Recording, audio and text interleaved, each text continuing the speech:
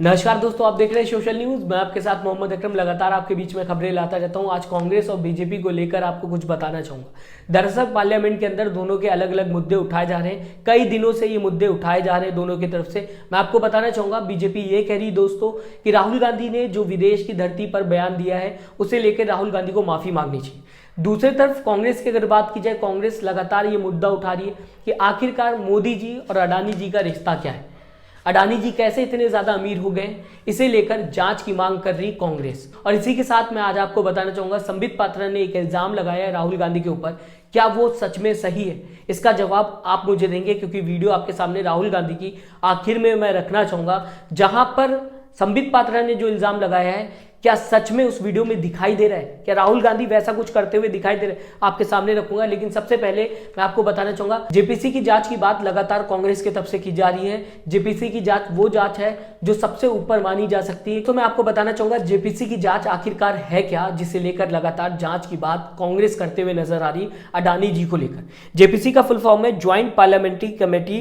इसमें जो कमेटी के मेंबर्स होते हैं उनको स्पेशल अधिकार मिलता है कि वो किसी भी तरीके से अपने सबूत को इकट्ठा कर सकते हैं। वो किसी भी इंसान को बुला सकते हैं जवाब देने के लिए, यानी कि कोई भी इंसान अगर कमेटी का मेंबर कह दे कि उसे आना है और जवाब देना है तो उसे देना पड़ेगा। फिर चाहे वो पूरी इंडस्ट्री हो, पूरी कंपनी हो, फिर चाहे वो एक इंडिविजुअल इंसान हो, चाहे जितना अमीर, चाहे जितना गरीब, चाहे कोई नेता हो, उसे आना पड़ेगा और कमेटी के बीच में अपना जवाब देना पड़ेगा। अगर वो नहीं आया तो मान लिया जाएगा कि वो पार्लियामेंट का अपमान करता हुआ दिखाई दे रहा है। उसके बाद जो लीडर डिसाइड करेगा, जो लीडर का लास्ट फैसला होगा, उसे माना जाएगा। जेपीसी की जांच कई बार पहले भी अगर बात की जाए भूतकाल में हो चुकी है। 1987 में फर्स्ट टाइम हुई थी, उसके बाद 1992 में हर्षद मेहता घोटाले को लेकर की गई थी। इसके बाद भी कई बार जेपीसी की जांच बैठा ली जा चुकी है। अब कांग्रेस लगातार अडानी और मोदी जी को लेकर टारगेट करते हुए दिखाई दे रही है। कांग्रेस ये कह रही है कि आखिरकार अडानी जी इतने ज्यादा अमीर कैसे बन गए, इसे लेकर जेपीसी की जांच बैठा ली जानी चाहिए। ये जो प्रयास किया जा रहा है पिछले 3-4 दिनों से कि एक फॉर्मूला ढूंढा जाए, एक बीच का रास्ता ढूंढा जाए, एक मिडिल पाथ ढूंढा जाए कि विपक्ष जेपीसी की मांग वापस ले ले, तो बीजेपी राहुल गांधी जी की माफी की मांग वापस ले लेंगे। ये हमारे लिए बिल्कुल हम मंजूर नहीं है। इन दोनों के बीच में कोई ताल्लुकात नहीं है, कोई रिश्ता नहीं है। एक हकीकत है, जो सवाल हम पूछ रहे हैं मौलिक सवाल है, बुनियादी सवाल है, ये हकीकत है, ये हुआ है। जो माफी मांगने की बात बीजेपी कर रहे हैं वो बिल्कुल बेबुनियादी है, झूठे आरोप हैं।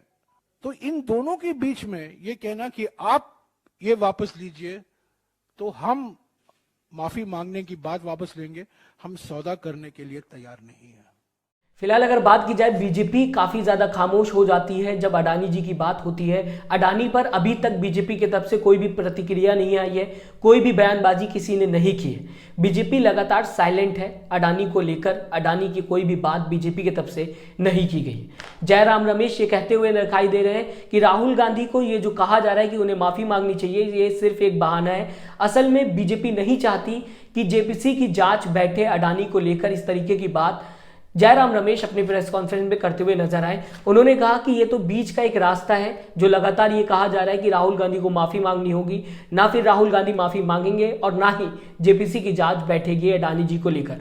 ये बीच का रास्ता हो गया कि ना ही राहुल गांधी माफी मांगे और ना ही जेपीसी की जांच हो। अगर जेपीसी की जांच की बात कांग्रेस लगातार करेगी तो फिर राहुल गांधी को माफी मांगनी होगी, जैसा कि लगातार बीजेपी के कई नेता ये मुद्दा उठाते हुए नजर आए।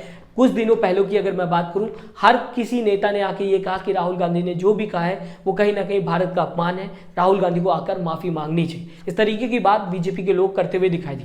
संबित पात्रा भी वही बात कहते हुए दिखाई दे रहे हैं कि विदेश की धरती पर जाके राहुल गांधी ने बाहर के लोगों से मदद मांगी है ताकि देश के अंदर राहुल गांधी कांग्रेस की सरकार बना सके। इस तरीके की बात संबित पात्रा कहते हुए नजर आ रहे हैं। क्या सच में संबित पात्रा ने राहुल गांधी के वो वीडियो देखी है जहां पर राहुल गांधी इंटरव्यू लंदन में देते हुए दिखाई दे रहे थे और विदेश की पत्रकार ने उनसे पूछा था कि क्या आपको बाहर की सरकार से मदद चाहिए, तो राहुल गांधी ये कहते हुए दिखाई दिए थे कि ये हमारा इंटरनल मैटर है, हम इसे खुद भारत के अंदर ही सॉल्व करेंगे और हमें ही ये सॉल्व करना पड़ेगा।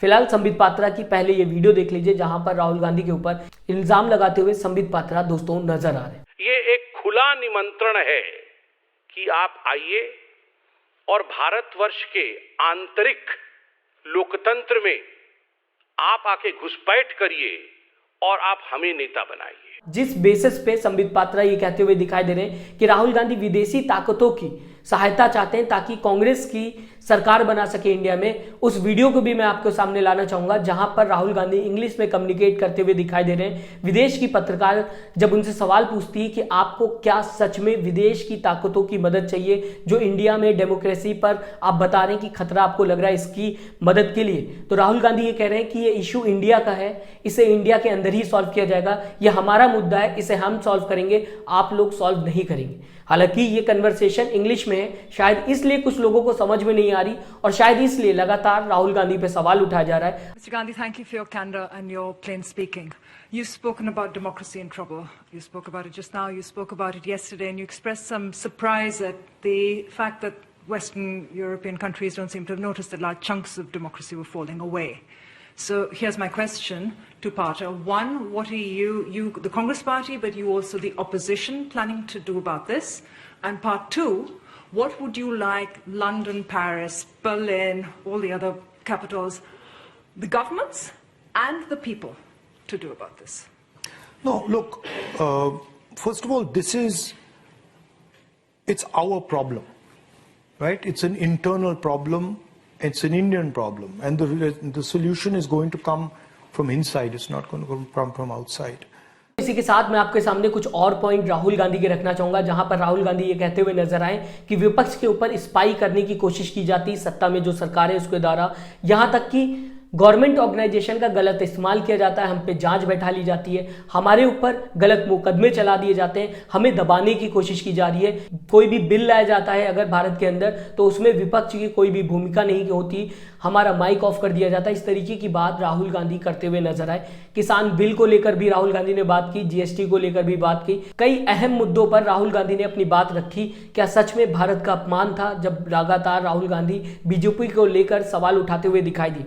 अपनी राय जरूर दीजिएगा, हमें बताइएगा आप किस तरीके से देखते हैं जब कहा जाता है राहुल गांधी ने भारत का अपमान किया। हालांकि वो लगातार ये कहते हुए दिखाई दे रहे हैं कि ये भारत का मुद्दा है, इसे भारत ही सॉल्व करेगा और बीजेपी पर कई सवाल उठाते हुए दिखाई दे रहे हैं राहुल गांधी। क्या बीजेपी पर सवाल उठाना देश पर सवाल उठाना हो गया है? क्या राहुल गांधी ने जनता पर सवाल उठाया? क्या देश के ऊपर राहुल गांधी ने सवाल उठाए? फिलहाल दोस्तों अपनी राय जरूर दीजिएगा, हमें बताइएगा आपकी विचारधारा क्या है और अभी तक अगर आपने हमारे चैनल को सब्सक्राइब नहीं किया तो जरूर सब्सक्राइब करिएगा।